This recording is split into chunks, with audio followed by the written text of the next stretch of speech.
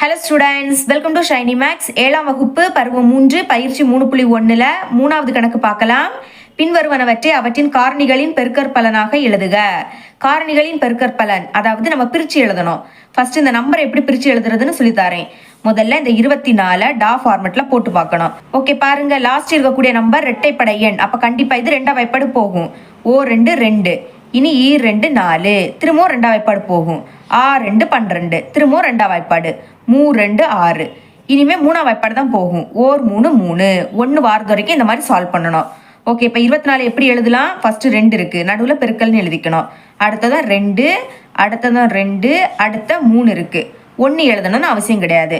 இப்போ பெருக்குங்க. E2 4, 4 8, 8 3 24. கரெக்டாக இந்த நம்பர் வந்துடுச்சா? ஓகே, இனிமே இன்டு, இனி ஏ வந்து ஒரு வாட்டி தான் இருக்கு, அப்படியே எடுத்து எழுதிக்கலாம். இன்டு, இனிமே பாருங்க, பியோட அடுக்குல 2 இருக்கு, அப்ப பியை 2 வாட்டி எழுதணும். சரிங்களா? அதோட அடுக்குல என்ன நம்பர் இருக்கோ அதை வந்து அத்தனை தடவை நீங்க எழுதிக்கணும். இன்டு, இனி சியோட அடுக்குல 2 இருக்கு, அப்ப சியையும் நீங்க 2 வாட்டி எழுதணும். இதுதான் இதோட ஆன்சர். புரியுதுல? இதுதான் காரணிகளின் பெருக்கல் பலன். நடுவில் பெருக்கல் போடணும். இதெல்லாம் பெருக்கி பார்த்தீங்கன்னா கரெக்டாக இது வரும். இந்த மாதிரி தான் நீங்கள் எழுதிக்கணும். Okay, second subdivision. முதல்ல 36 டா ஃபார்மெட்டில் போட்டு பாருங்க.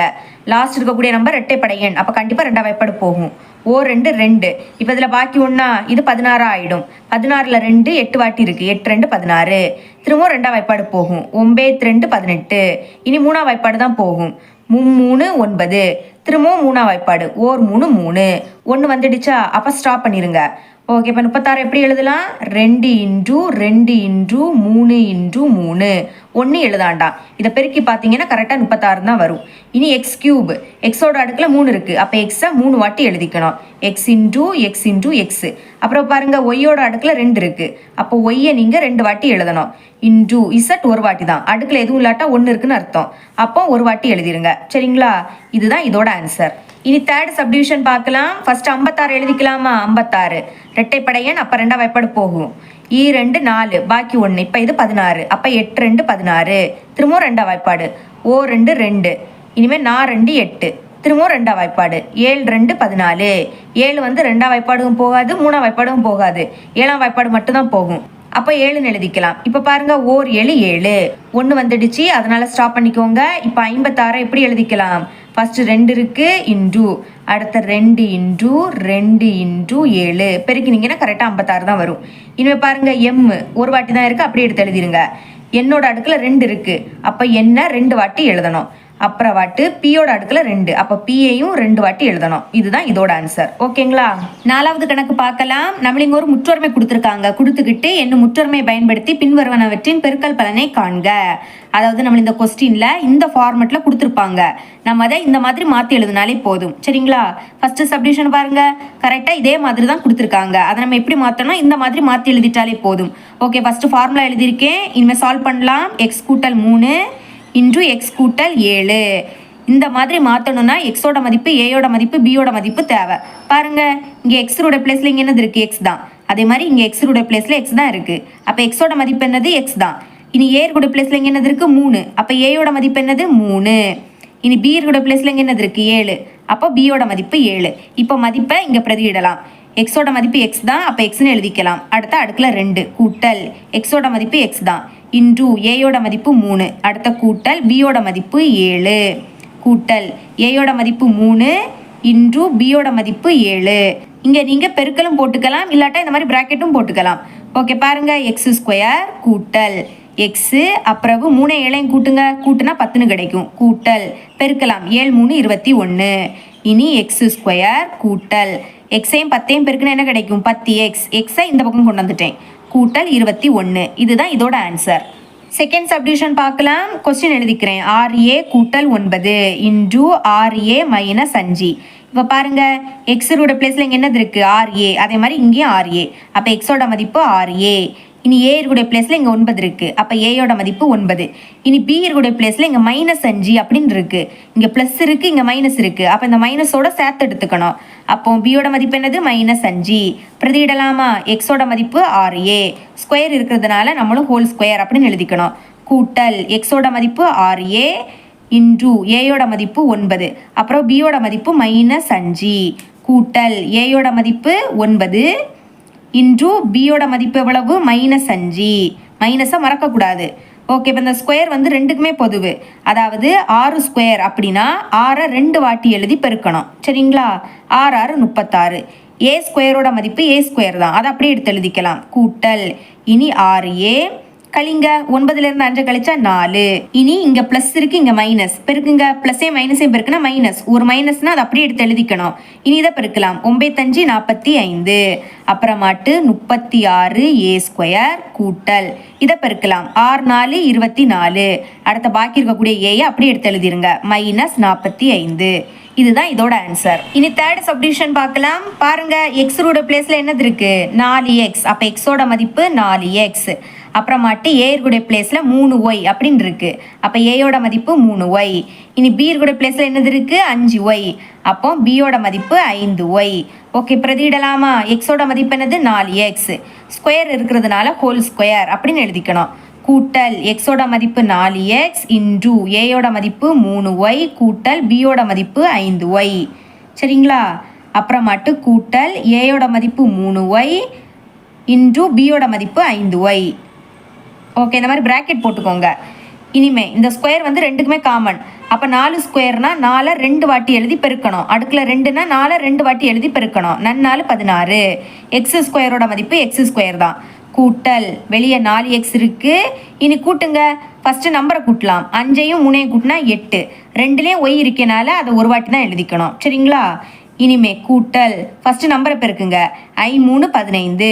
இனி ஒய் வந்து 2 வாட்டி இருக்கு. பெருக்கும்போது இந்த மாதிரி ஒய் 2 வாட்டி இருந்துன்னா அந்த ஒய்யை எழுதிக்கிட்டு 2 வாட்டி இருக்கிறதுனால அதோட அடுக்குல 2 அப்படின்னு எழுதிக்கணும். சரிங்களா? இனிமே 16 எக்ஸ் ஸ்கொயர் கூட்டல் இனி பெருக்கலாம். 4 8 32. இனி எக்ஸும் ஒய்யும் இருக்கு, அப்படியே எடுத்து எழுதிருங்க. கூட்டல் 15 ஒய் ஸ்கொயர். இதுதான் இதோட ஆன்சர். இனி ஃபோர்த் சப்டிவிஷன் பார்க்கலாம். இங்க நம்மளுக்கு இடம் மாறி இருக்கு. அதாவது இங்க என்னது இருக்கோ அதுதான் இங்க இருக்கணும். ஆனா இங்க பாருங்க, இங்க 8 இருக்கு, இங்க PQ இருக்கு. அதனால ஃபர்ஸ்ட் இந்த PQவை எழுதிக்கலாம். அப்புறம் மட்டும் 8 எழுதிக்கலாம். எப்படின்னா, இப்போ 1க்கு கூட 2 கூட்டுனா 3ன்னு கிடைக்கும். இனி இந்த 2 ஃபர்ஸ்ட் எழுதிக்கிட்டு 1 2வது எழுதி கூட்டுனா கூட 3 தான், மதிப்பு மாறாது. அப்போ நம்ம மாற்றி எழுதிக்கலாமா? ஃபர்ஸ்ட் PQ எழுதிக்கோங்க, அப்புறமாட்டி 8. இனி இதை அப்படியே எடுத்து எழுதிக்கணும். PQ கூட்டல் 7. ஓகே, இப்போ பாருங்க, எக்ஸோட பிளேஸ்ல என்னது இருக்கு? PQ. அப்போ எக்ஸோட மதிப்பு PQ. இனி ஏயோட பிளேஸ்ல என்னது இருக்கு? 8. அப்போ ஏயோட மதிப்பு 8. பியோட பிளேஸ்ல 7 இருக்கு. அப்போ பியோட மதிப்பு என்னது? 7. ஓகே, பிரதியிடலாம். எக்ஸோட மதிப்பு PQ. அடுக்குல 2 இருக்கிறதுனால நம்மளும் 2ன்னு எழுதிக்கணும். கூட்டல் எக்ஸோட மதிப்பு PQ. அப்புறமாட்டு ஏயோட மதிப்பு 8 கூட்டல் பியோட மதிப்பு 7 கூட்டல் இனி ஏயோட மதிப்பு 8 இன்டூ பியோட மதிப்பு என்னது? 7. ஓகே, இந்த ஸ்கொயர் இந்த ரெண்டுக்குமே பொதுவு. அப்போ பி ஸ்கொயரோட மதிப்பு என்னது? பி ஸ்கொயர் தான். கியூ ஸ்கொயரோட மதிப்பு கியூ ஸ்கொயர் தான். கூட்டல் இப்போ பாருங்க, 8 7 கூட்டுங்க 15 அப்படின்னு கிடைக்கும். இனி இந்த 15ஐயும் PQவையும் பெருக்குங்க. பெருக்குனா 15 இன்டூ PQ அப்படின்னு கிடைக்கும். கூட்டல் இனி பெருக்கலாம். 8 7 56. இதுதான் இதோட ஆன்சர். இனி 5வது கணக்கு பார்க்கலாம். முற்றொருமைகளை பயன்படுத்தி பின்வரும் கோவைகளை விவரி. இதுவும் போன சம் மாதிரி தான். ஆனா எந்த முற்றொருமை பயன்படுத்தணும்னு கொடுக்க மாட்டாங்க, நம்ம தான் கண்டுபிடிக்கணும். பாருங்க, நடுவுல கூட்டல், அடுக்குல 2 இந்த மாதிரி இருந்துன்னா A கூட்டல் B ஹோல் ஸ்கொயர் இந்த ஃபார்முலாவை யூஸ் பண்ணணும்.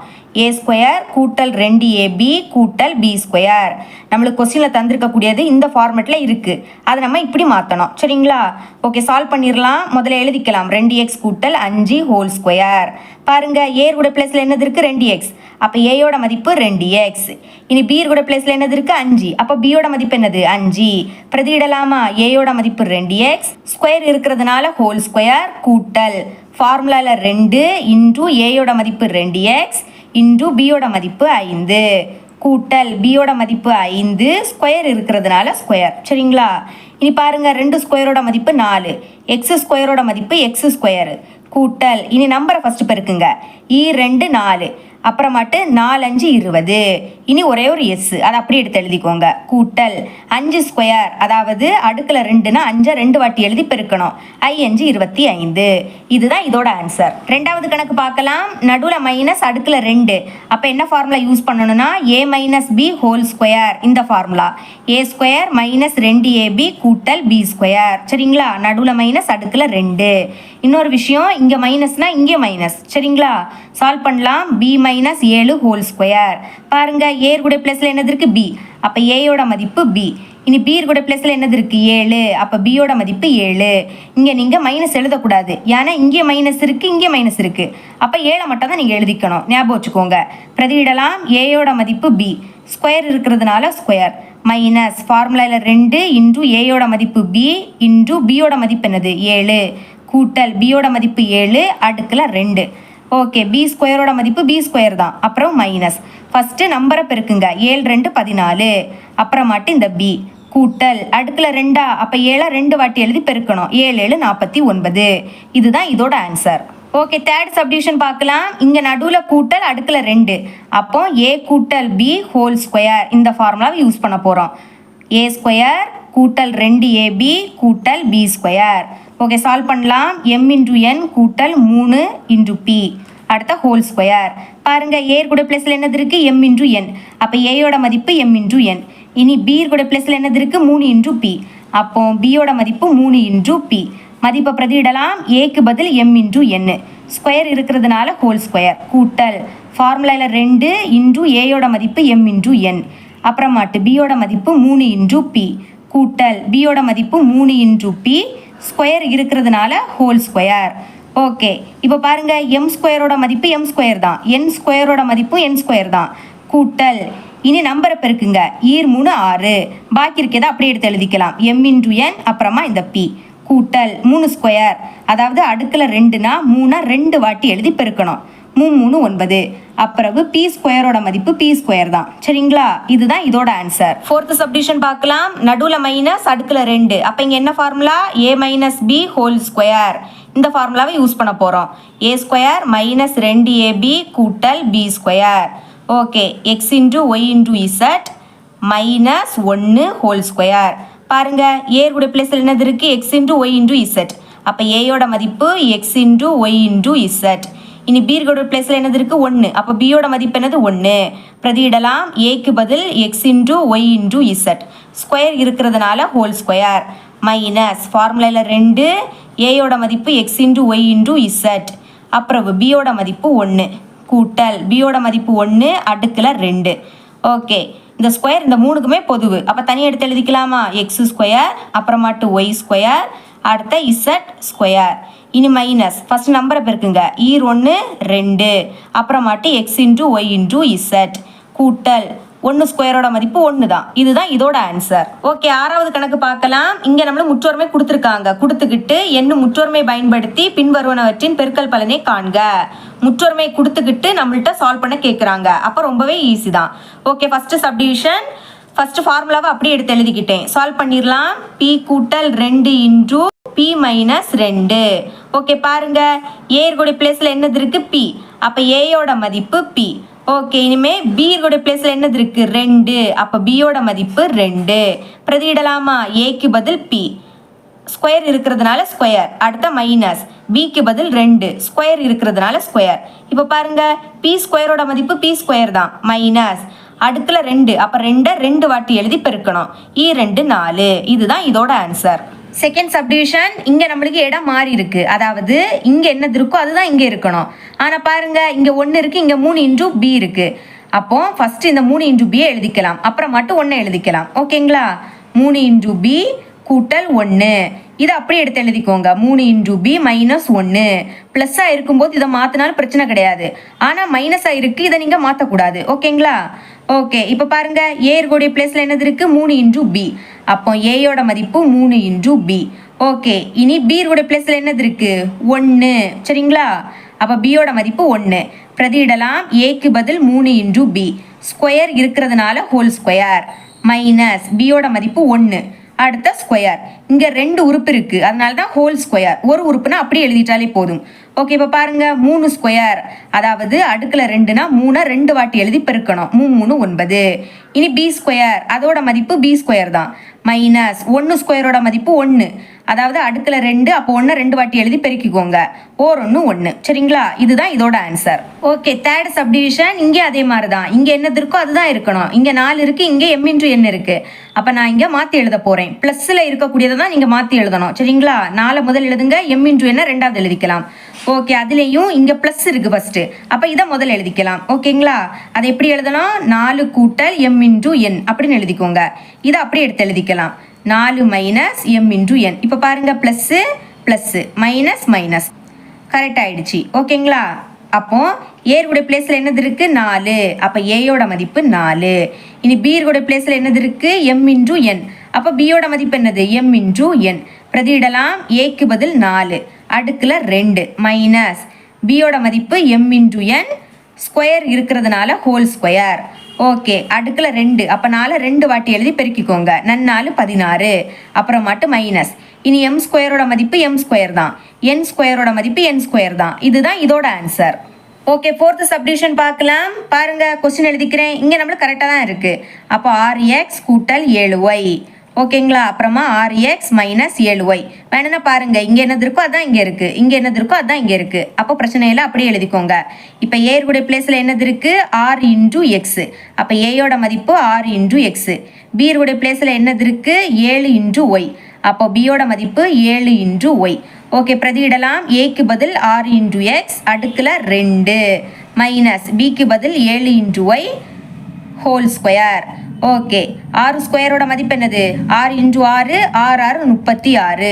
இனி எக்ஸ் ஸ்கொயரோட மதிப்பு எக்ஸ் ஸ்கொயர் தான், மைனஸ் 7ஓட அடுக்கில் 2, அப்போ 7 × 7 7 7 49. ஒய் ஸ்கொயரோட மதிப்பு ஒய் ஸ்கொயர் தான். இதுதான் இதோட ஆன்சர். இவ்வளோ தான் 6வது கணக்கு. இனி அடுத்த சம்மா அடுத்தடுத்த வீடியோவில் பார்க்கலாம். என்னோட டீச்சிங் உங்களுக்கு பிடிச்சிருந்துன்னா மறக்காம நம்ம சேனலை சப்ஸ்கிரைப் பண்ணி பக்கத்தில் உள்ள பெல் ஐக்கனை கிளிக் பண்ணுங்க. அப்போ தான் நம்ம அப்லோட் பண்ணுற வீடியோட நோட்டிஃபிகேஷன் உங்களுக்கு உடனே வரும். தேங்க்ஸ் ஃபார் வாட்சிங்.